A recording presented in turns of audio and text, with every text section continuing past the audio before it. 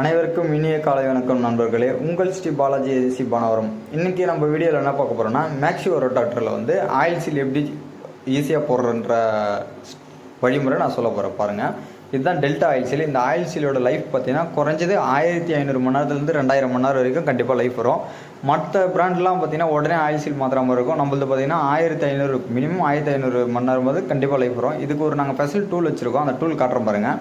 இப்போ இதுதாங்க அந்த ஆயில் சீல் போடுறதோட ஸ்பெஷல் டூலு. இதில் பார்த்தீங்கன்னா இந்த ஸ்டெப் இருக்குது பார்த்தீங்களா, அந்த ஃபஸ்ட்டு ஸ்டெப்பில் வந்து இந்த oil seal, delta oil seal, இந்த ஆயில் சீலை வந்து ஒரு பார்ட் எடுத்து இந்த ஸ்டெப்புள்ள வச்சுட்டு அதுக்கப்புறம் அப்படியே கமுத்து நம்ம ஆக்சிலோட காடியில் பொருத்தி அழுத்த வேண்டியதான். இப்போ திருப்பி அந்த ஸ்டெப் காட்டுற பாருங்க. கரெக்டாக அந்த ஸ்டெப்பில் அந்த பிளாஸ்டிக்கில் வர ஸ்டெப்பில் கரெக்டாக வைக்கணும். அந்த ஆயில் சீலை வச்சுட்டு ப்ரெஸ் பண்ணி அழுத்தணுமா போதும், அந்த ஆயில் சீல் போயிட்டு கரெக்டாக ஆக்சிலில் உட்காந்துக்கும். அதே போல் அந்த பக்கம் பேரிங் வச்சு ஹவுசிங் இருக்கும். அந்த ஹவுசிங்கில் இதே போல் வந்து வச்சு ப்ரெஸ் பண்ணிட்டு இப்படி ரவுண்ட் பண்ணமா போதும், அழகாக போயிட்டு உட்காந்துக்கும். இதுக்கு எந்த வித ப்ரெஷரும் தேவையில்ல. நம்ம வந்து ஈஸியாக ஒரு 2 நிமிஷத்தில் இந்த ஆயில் சீல் உட்கார வச்சுக்கலாம். இப்போ பாருங்கள், இது போல் சுற்றி காட்டுருங்க.